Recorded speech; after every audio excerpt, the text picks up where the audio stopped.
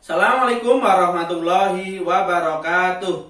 Selamat pagi anak-anakku semua, siswa-siswi kelas 4 MI Muhammadiyah Madukoro. Apa kabar pada hari ini? Semoga hari ini kalian semua dalam keadaan yang baik-baik saja. Amin. Langsung saja, pada kesempatan hari ini Pak Andri mau menyampaikan pelajaran Sejarah Kebudayaan Islam kelas 4 yaitu bab 2 dengan materi kepribadian Nabi Muhammad SAW. Oke, di sini dalam pembelajaran kali ini kita akan belajar tentang 4 subtema atau 4 submateri yang akan kita pelajari. Yang pertama yaitu Nabi Muhammad SAW sebagai rahmat bagi seluruh alam. Kemudian yang kedua tentang kepribadian dan sifat Nabi Muhammad. Yang ketiga tentang ciri-ciri kepribadian Nabi Muhammad. Dan yang keempat yaitu cara meneladani kepribadian Nabi Muhammad. Untuk itu, mari kita bersama-sama mempelajarinya. Yang pertama yaitu kita akan belajar tentang Nabi Muhammad SAW sebagai rahmat bagi seluruh alam. Sebagaimana firman Allah dalam Quran surat Al-Anbiya ayat 107 yang berbunyi, A'udzubillahi minasyaitonirrajim, Bismillahirrahmanirrahim, wa ma arsalnaka ila rahmatan lil alamin. Dan artinya, dan tiadalah kami mengutus kamu melainkan untuk menjadi rahmat bagi seluruh alam. Apa toh maksud dari ayat Al-Anbiya ini, ayat 107 ini? Allah itu dengan jelas telah menyatakan bahwa Nabi Muhammad itu adalah yang diutus untuk rahmat bagi seluruh alam semesta. Jadi Nabi Muhammad itu diutus sebagai rahmat bagi seluruh alam semesta. Maka dari itu kita sebagai manusia, sebagai hamba Allah atau hamba Nabi Muhammad atau umat Islam, kita harus menerima dan mengikuti ajaran-ajaran yang dilakukan oleh beliau, yaitu Nabi Agung Muhammad SAW. Kemudian tugas-tugas Nabi Muhammad. Yang pertama yaitu ada syahidan, artinya menjadi saksi. Kemudian yang kedua yaitu mubasyiran, yang artinya pemberi kabar gembira. Kemudian yang ketiga yaitu ada naziran, artinya memberi peringatan. Kemudian ada lagi yang keempat yaitu da'iyan ilallah, artinya penyeru kepada agama Allah Subhanahu wa taala.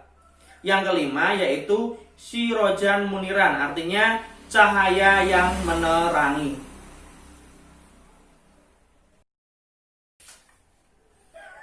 Baik, kita lanjut yang kedua yaitu tentang kepribadian dan sifat Nabi Agung Muhammad SAW. Yang pertama, kita belajar tentang kepribadian Nabi Muhammad. Kepribadian Nabi Muhammad ini yang akan kita bahas di sini yaitu ada 4. Yang pertama yaitu santun dalam berbicara dan bertutur kata.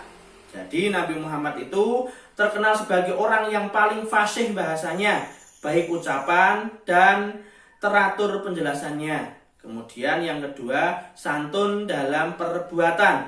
Nabi Muhammad mengajarkan kita bersikap santun terhadap sesama dan saling menghormati terhadap sesama. Kemudian yang ketiga, santun dalam pengambilan keputusan. Nabi Muhammad SAW berpegang teguh pada petunjuk Allah. Beliau tidak pernah salah dalam menentukan pilihannya atau menentukan sikap, karena beliau dibimbing oleh Allah Subhanahu wa taala. Kemudian yang keempat yaitu ada santun ketika berhadapan dengan orang yang membencinya. Jadi meskipun Nabi Muhammad itu selalu dihina, dicemooh dan dicaci maki, beliau tetap menjadi seorang yang pemaaf. Tidak pernah ada dendam dalam diri beliau. Oke, kita lanjut ke sifat agung Nabi Muhammad SAW. Di sini saya terangkan ada 2 sifat, yaitu sifat wajib Nabi Muhammad Kemudian ada sifat mustahil Nabi Muhammad. Jadi sifat wajib itu sifat yang pasti dimiliki oleh Nabi Muhammad. Kemudian yang sifat mustahil itu sifat yang tidak mungkin dimiliki oleh Nabi Muhammad. Yang pertama yaitu sifat wajib. Nabi Muhammad mempunyai 4 sifat wajib, yaitu yang pertama sidik, yang berarti jujur. Kemudian amanah, yaitu dapat dipercaya. Kemudian ada fatonah, yaitu cerdas. Kemudian ada tabligh, artinya menyampaikan.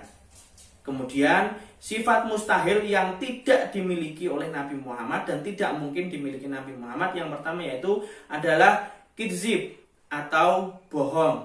Kemudian khianat atau mengingkari janji. Kemudian baladah atau bodoh. Kemudian khitman, yaitu menyembunyikan. Baik, kita lanjut ke yang ketiga, yaitu ciri-ciri kepribadian Nabi Muhammad Shallallahu Alaihi Wasallam. Yang pertama yaitu tentang kepedulian Nabi Muhammad Shallallahu Alaihi Wasallam terhadap sesama, yaitu tindakan yang dilakukan Nabi Muhammad ialah kasih sayang Nabi Muhammad Shallallahu Alaihi Wasallam terhadap anak-anak.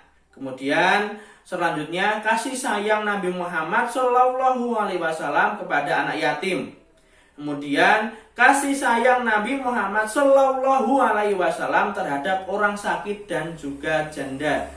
Kemudian yang terakhir yaitu kasih sayang Nabi Muhammad Shallallahu Alaihi Wasallam kepada orang yang pernah memusuhinya.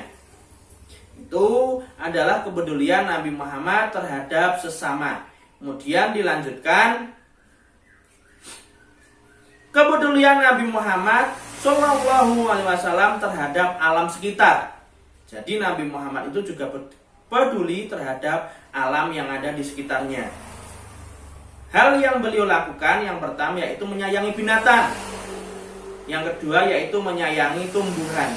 Jadi Nabi Muhammad juga menyayangi sesuatu atau semua yang ada di alam sekitarnya.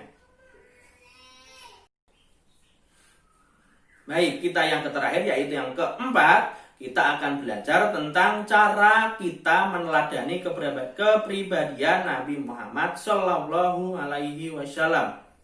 Yang pertama yang harus kita lakukan yaitu bersikap santun dalam perkataan dan perbuatan. Kemudian kita harus juga berkata benar. Kemudian kita juga harus amanah, yaitu dapat dipercaya. Kemudian yang keempat kita harus mempunyai sifat tabligh, yaitu menyampaikan. Baik, barusan kita sudah mempelajari tentang kepribadian Nabi Muhammad Shallallahu Alaihi Wasallam.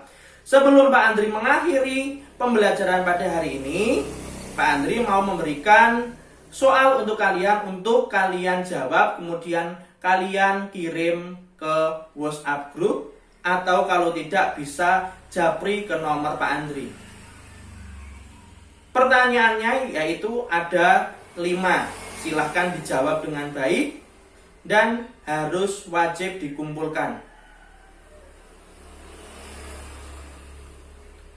Terima kasih semuanya atas kerjasamanya. Semoga pembelajaran pada hari ini dapat bermanfaat untuk kita semua. Amin. Ada kurang dan lebihnya, saya mohon maaf yang sebesar-besarnya. Saya akhiri. Wassalamualaikum warahmatullahi wabarakatuh.